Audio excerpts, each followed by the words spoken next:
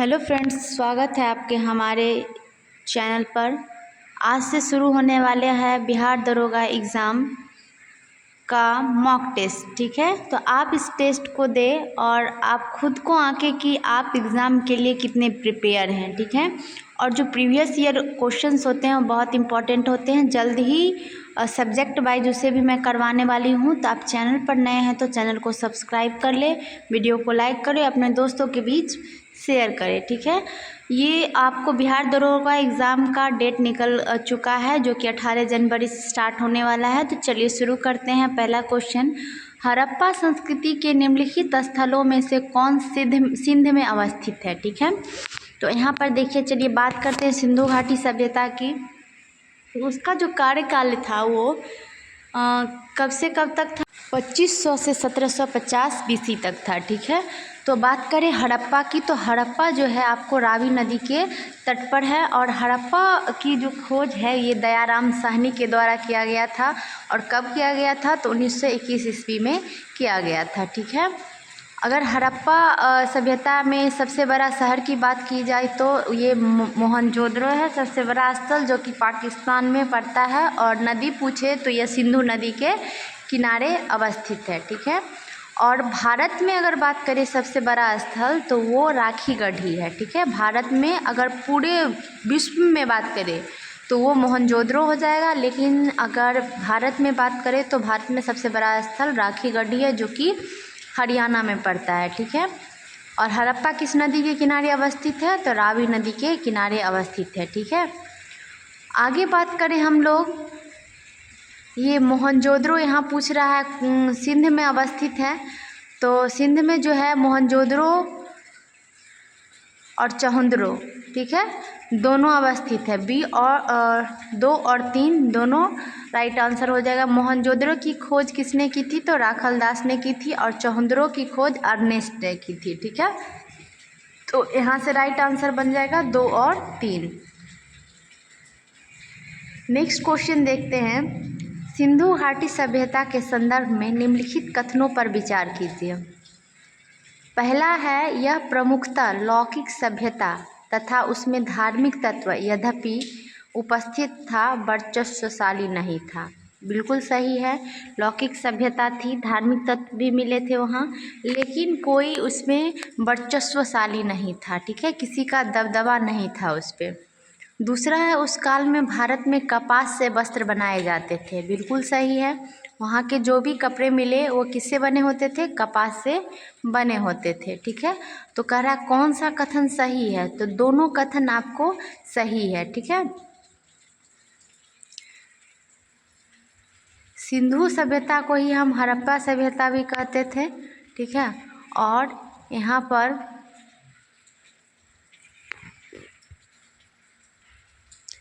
सबसे पहले चावल की भूसी मिला था। ठीक है, कहाँ पर मिला था? मेहरगढ़ में। तो ऐसा कहा जाता है कि यहाँ पर जो खेती हुई थी सबसे पहले वो मेहरगढ़ में हुई थी। ठीक है, और अगर इसकी क्षेत्रफल की बात करें हम तो 13 लाख वर्ग किलोमीटर में फैला हुआ है। और इसकी चौहद्दी की बात करें तो क्या कहता है, पूर्व में आलमगीरपुर है, जो कि आपको महाराष्ट्र यूपी में पड़ता है। ठीक है, हिंडन नदी के किनारे। और दक्षिण में दैमाबाद है, जो कि महाराष्ट्र में पड़ेगा। और ये गोदावरी नदी के तट पे था, उसे प्रवरा नदी भी कहा जाता था। और ये कौन सा है? सुतका गेंडोर पश्चिम में, जो कि बलूचिस्तान में पड़ता है। और ये दास्क नदी के किनारे था। और उत्तर की बात करें, मांडा, जो कि जम्मू कश्मीर में पड़ता है। और ये आपको चिनाब नदी के तट पर था। ठीक है, और दैमाबाद किस नदी के तट पे था? गोदावरी नदी के तट पर। तो ये इसकी चौहद्दी हो गई सिंधु घाटी सभ्यता की। नेक्स्ट क्वेश्चन देखते हैं, गायत्री मंत्र की रचना किसने की थी? तो गायत्री मंत्र की बात करें तो इससे पहले हम वेद के बारे में जानते हैं। वेद 4 वेद हैं, ऋग्वेद। ठीक है, ऋग्वेद में 10 मंडल की चर्चा की गई है। 10 मंडल, 1028 सूक्त, और इसमें 10,462 ऋचाएँ हैं। ये इम्पॉर्टेंट है, अक्सर ये पिछली बार बिहार पुलिस में पूछा गया था कि कितनी ऋचाएँ हैं, 10,462। इसमें जो तीसरा मंडल है वो गायत्री मंत्र जो है आपको कौन से मंडल में है, तो ये आपको 9वें मंडल में है, ठीक है। और ये किसने लिखा था, तो ये विश्वामित्र के द्वारा लिखा गया है।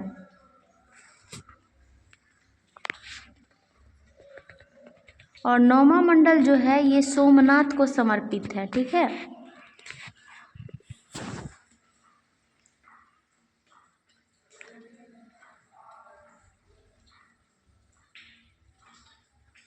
ऋग्वेद के अलावा 3 और वेद हैं, सामवेद, अथर्ववेद और यजुर्वेद, ठीक है। जो यजुर्वेद है वो आपको गद्य एवं पद दोनों में है यजुर्वेद।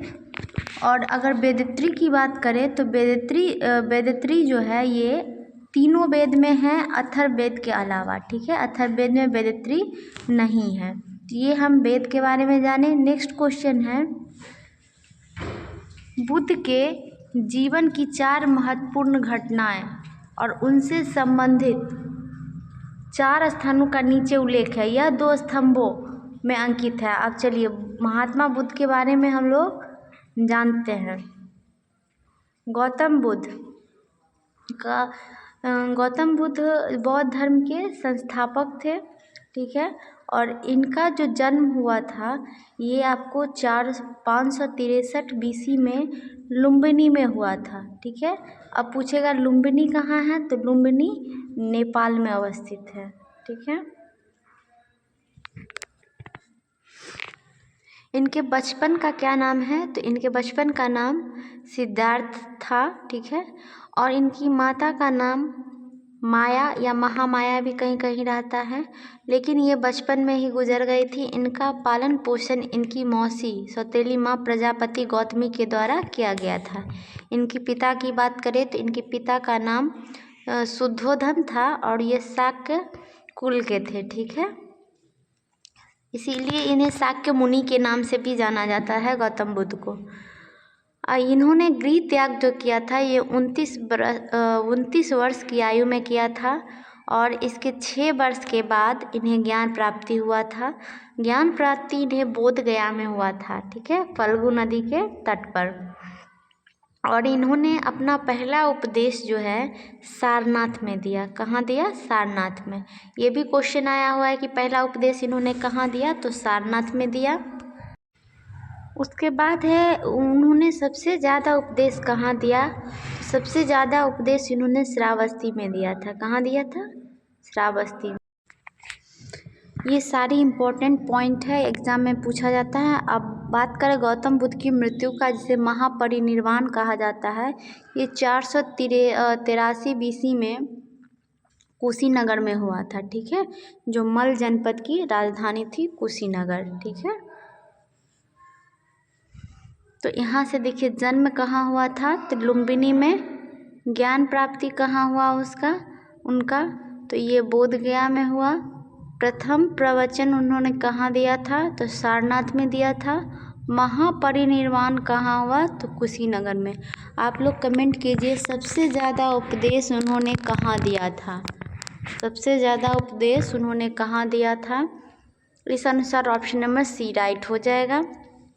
नेक्स्ट है जैन तीर्थंकर पार्श्वनाथ निम्नलिखित स्थानों में से मुख्यतः किससे संबंधित थे, तो पार्श्वनाथ जैन धर्म की बात करें, जैन धर्म के जो संस्थापक थे वो ऋषभदेव थे। कौन थे, ऋषभदेव। इन्हें आदिनाथ के नाम से भी जाना जाता है ऋषभदेव को। और वास्तविक संस्थापक की बात करें तो ये महावीर स्वामी को कहा जाता है, जो 24वें तीर्थंकर थे जैन धर्म के, ठीक है, महावीर स्वामी। अब बात करें पार्श्वनाथ की, तो पार्श्वनाथ जो हैं जैन धर्म के 23वें तीर्थंकर थे, ठीक है। और उन किस स्थान से संबंधित है ये बात कर रहे हैं, तो पार्श्वनाथ जो हैं ये वाराणसी जगह के राजा थे। उनका नाम था आपको अश्वसेन, ठीक है। और ये जो हैं पार्श्वनाथ अश्वसेन के पुत्र थे, इसीलिए इसका राइट आंसर हो जाएगा आपको वाराणसी, ठीक है। पार्श्वनाथ का पूछता प्रतीक चिन्ह क्या था, तो ये प्रतीक चिन्ह इनका सांप था, ठीक है। क्या था? सांप था। तो राइट आंसर हो जाएगा आपको वाराणसी। नेक्स्ट क्वेश्चन देखते हैं आपको। बात करें महावीर स्वामी का, तो महावीर स्वामी के पिता का नाम सिद्धार्थ था। ये ध्यान रखिएगा, गौतम बुद्ध के बचपन का नाम सिद्धार्थ था, लेकिन महावीर स्वामी के पिता का नाम सिद्धार्थ था। इनका जन्म जो है 540 BC में हुआ था, और इन्होंने घर छोड़ा था 30 वर्ष में, ठीक है। ज्ञान की प्राप्ति इन्हें 12 वर्ष की आयु में हो गई थी। और ये जैन धर्म के 24वें तीर्थंकर थे, और इनका प्रतीक चिन्ह सिंह था। और पार्श्वनाथ के प्रतीक चिन्ह क्या था? सांप था, ठीक है। इनके पिता का नाम सिद्धार्थ था। तो ये सारे फैक्ट जो है जैन धर्म से रिलेटेड हैं। नेक्स्ट क्वेश्चन है, सेंड्रोकोट्स से चंद्रगुप्त मौर्य की पहचान किसने की थी? चंद्रगुप्त मौर्य जो थे, ये मौर्य वंश के संस्थापक थे, चंद्रगुप्त मौर्य, ठीक है। इन्होंने क्या किए थे? मौर्य वंश की स्थापना की थी कौटिल्य की मदद से। कौटिल्य का और नाम क्या था? विष्णुगुप्त, ठीक है। और ये नंद वंश के जो शासक थे धनानंद, उन्हें मारकर चंद्रगुप्त मौर्य वंश की स्थापना किए थे कौटिल्य की सहायता से, ठीक है। अब बात करें इन्हें सेंड्रोकोटस, ठीक है। तो इसकी पहचान किसने की थी? तो इसकी पहचान जो है आपको स्मिथ ने की थी, लेकिन इन चंद्रगुप्त मौर्य का जो शासनकाल था 322 BC से 185 BC तक चला। कुल 137 वर्षों का शासन था, ठीक है। और सेंड्रोकोट्स कह के इन्हें जस्टिन ने बुलाया था, लेकिन पहचान जो है विलियम जोन्स ने की थी, ठीक है। ऑप्शन नंबर ए राइट हो जाएगा कि सेंड्रोकोटस कौन था? तो चंद्रगुप्त मौर्य, ये विलियम जोन्स ने पहचान की थी, ठीक है। सबसे पहले पहचान जस्टिन ने की, लेकिन कंफर्म जो है विलियम जोन्स ने किया था, ठीक है। मौर्य वंश का जो अंतिम शासक था वो बृहद्रथ था, ठीक है। कौन था? बृहद्रथ। और इसकी हत्या पुष्यमित्र शुंग ने कर दी थी, और पुष्यमित्र शुंग ने इनकी हत्या करने के बाद शुंग वंश की स्थापना की। नेक्स्ट क्वेश्चन है, निम्नलिखित में से कौन स्रोत मौर्यों के नगर प्रशासन का विस्तृत विवरण प्रस्तुत करता है? तो ये देखिए, आप सिकंदर को जान रहे होंगे, सिकंदर है, ठीक है।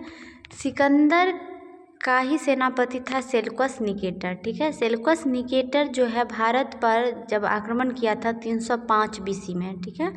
305 BC में इन्होंने आक्रमण किया था, उस समय चंद्रगुप्त मौर्य का शासनकाल था,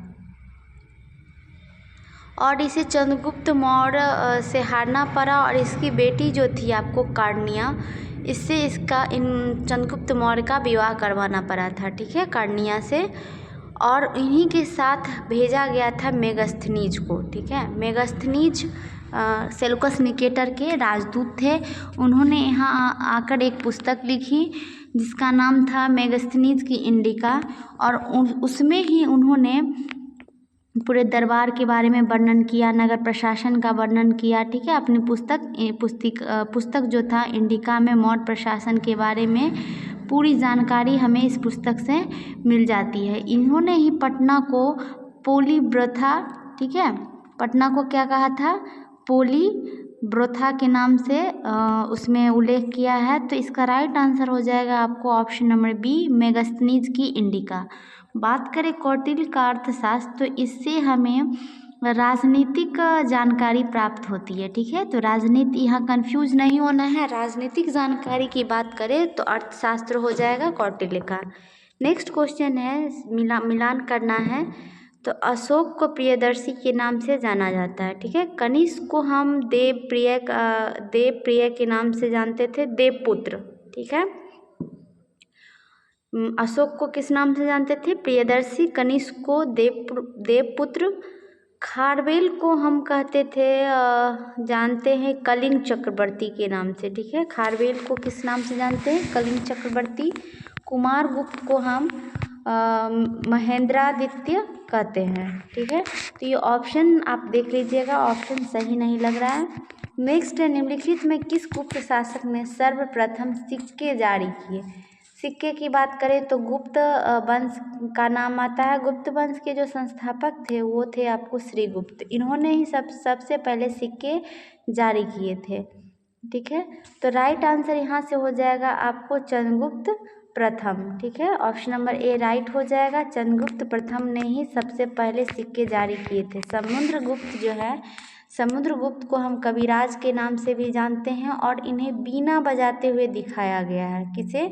समुद्रगुप्त को। ठीक है, तो इसका सिक्के जारी सबसे पहले गुप्त शासक किसने किया था? तो राइट आंसर हो जाएगा आपको चंद्रगुप्त प्रथम।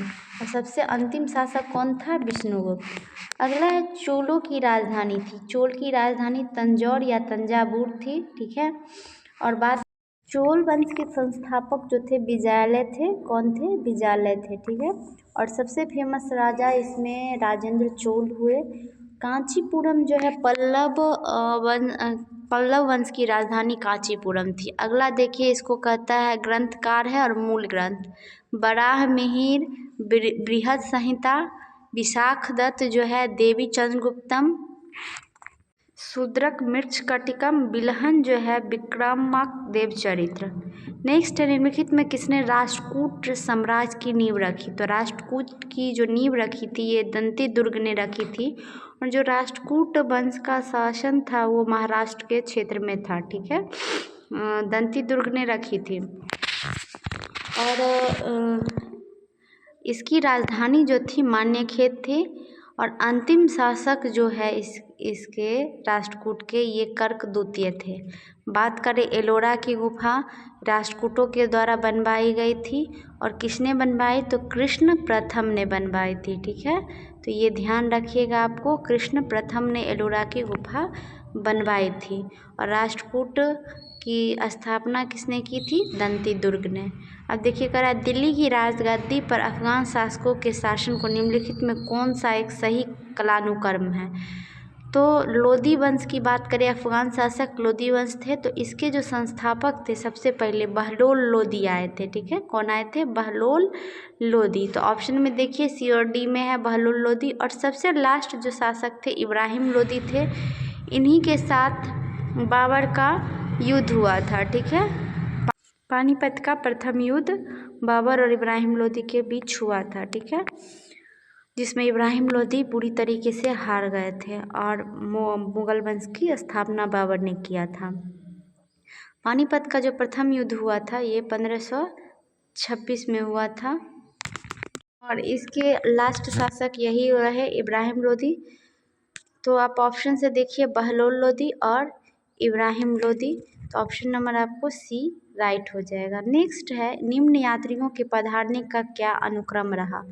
तो इब्न बतूता जो है 1333 ईस्वी में आया था। अल बुरूनी जो है सबसे पहले 1007 में आया था मोहम्मद गजनबी के साथ। ट्रेवनियर और मनुची जो है सबसे लास्ट में आया था। ट्रेवनियर मनुची से पहले आया था। तो इस अनुसार देखिए तो अलबरूनी सबसे पहले है। ठीक है, इब्न बतूता जो है आपको मोहम्मद बिन तुगलक के शासनकाल में आया था। ये तो right answer option number B हो जाएगा। इब्न बतूता कहाँ का था? तो मोरक्को का था। और किसके शासनकाल में आया था? मोहम्मद बिन तुगलक। इसकी एक पुस्तक है जो बहुत इंपॉर्टेंट है, उसका नाम रेहेला है। नेक्स्ट है निम्नलिखित में कौन सा एक ही सुमेलित है? तो काकतीय जो है ये वारंगल हो जाएगा। इसका यादव वंश की जो है ये देवगिरी। और पांडे का जो है मदुरै हो जाएगा।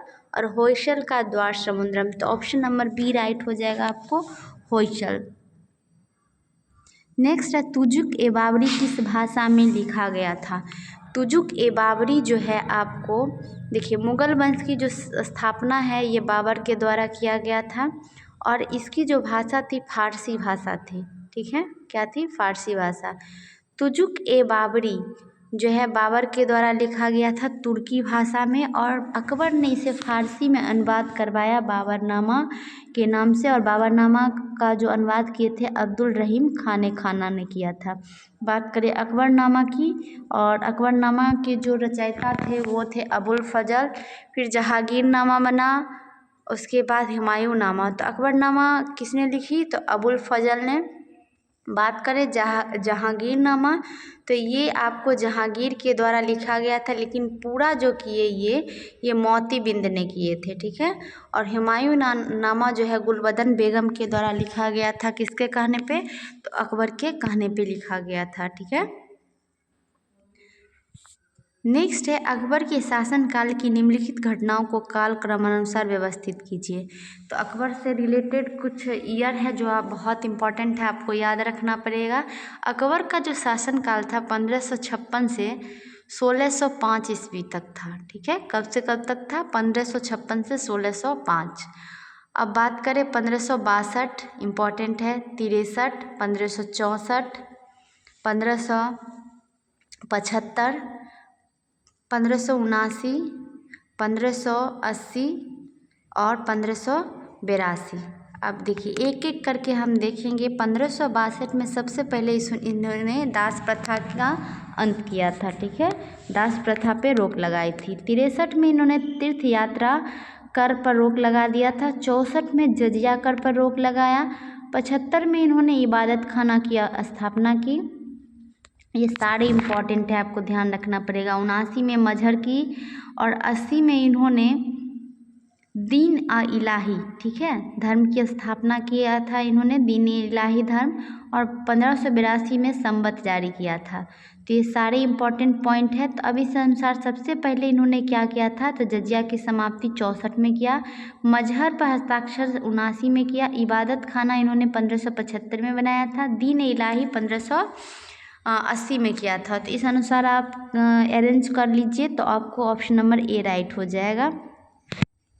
नेक्स्ट आपको क्वेश्चन है निर्माता स्मारक। बाबर का जो है बाबर ने बनवाया जामा मस्जिद, हुमायूं पन्हा, अकबर जो है जहांगीरी महल बनवाए थे, और जहांगीर जो है अकबर के मकबरे को पूर्ण करवाया था। तो 1 2 3 4 राइट हो जाएगा। नेक्स्ट है शिवाजी का छत्रपति के रूप में औपचारिक राज्याभिषेक कहाँ पर हुआ था। तो शिवाजी की बात करें हम, तो शिवाजी जो है 1670 ईस्वी में इन्होंने पहली बार सूरत लूटा था, ठीक है। कब लूटा था, 1670 में। उसके बाद 1674 में इन्होंने फिर से सूरत को लूटा। 2 बार सूरत की लूट हुई थी, 1670 और 74। और इसके बीच में 1672 में उन्होंने अपना राज्याभिषेक करवाया था रायगढ़ के किले में, ठीक है। और इनकी जो लड़ाई हुई थी औरंगजेब के सेनापति जयसिंह के साथ, और उसी समय एक संधि की गई थी जिसका नाम है 1665 में की गई थी, जिसका नाम था आपको पुरंदर की संधि, ठीक है। क्या नाम था, पुरंदर की संधि। तो पूछता है पुरंदर की संधि कब हुआ, 1665 में हुआ था, ठीक है। नेक्स्ट है फ्रांसीसी ईस्ट इंडिया कंपनी संस्थापित हुई थी। तो फ्रांसीसी ईस्ट इंडिया कंपनी जो है लुई 14 के समय में स्थापित हुई थी। और जो फ्रांसीसी क्रांति की बात अगर करें, ठीक है, तो ये लुई 16वां हो जाएगा। कौन सा हो जाएगा, लुई 16वां। लुई 16वां जो था बहुत ही खर्चीला था, और उसकी जो वाइफ थी ऑस्ट्रिया की राजकुमारी, वो भी बहुत खर्चीली थी, ठीक है। ये 1789 में हुआ था, लुई 16वां के समय फ्रांस की क्रांति, ठीक है। तो ये बात ध्यान रखना है। फ्रांसीसी ईस्ट इंडिया कंपनी की संस्थापना कब हुई थी, लुई 14 के समय में हुआ था, ठीक है। नेक्स्ट क्वेश्चन है सम्राट शाह आलम द्वितीय ने ईस्ट इंडिया कंपनी को बंगाल, बिहार तथा उड़ीसा की दीवानी प्रदान की। तो ये शुरू हुआ आपको बक्सर के युद्ध से। बक्सर का युद्ध जो है आपको 22 अक्टूबर 1764 ईस्वी को हुआ था, ठीक है। ये डेट आप याद रखिएगा, 22 अक्टूबर 1764 बक्सर का युद्ध भारत प्लस अंग्रेजों के बीच हुआ था। भारत की तरफ से 3 महायोद्धा थे, शाह आलम द्वितीय, शुजा-उद-दौला थे, शाह आलम द्वितीय, शुजा-उद-दौला और मीर कासिम, ठीक है। भारत के तरफ से ये तीनों थे, और अंग्रेज़ के तरफ से हेक्टर मुनरो जो है नेतृत्व कर रहे थे। और लास्ट में जो है अंग्रेज़ों की जीत हुई, हेक्टर मुनरो की जीत हो गई। और उस समय 12 अगस्त, ऑप्शन नंबर ए राइट हो जाएगा, 12 अगस्त 1765 को इलाहाबाद की संधि हुई, और जिसके तहत बंगाल, बिहार, उड़ीसा की दीवानी अंग्रेज़ों को दे दी गई। तो राइट आंसर क्या हो जाएगा आपको? 12 अगस्त 1765 शाह आलम और क्लाइव के बीच में हुई थी। आज के वीडियो में इतना ही। Thank you so much.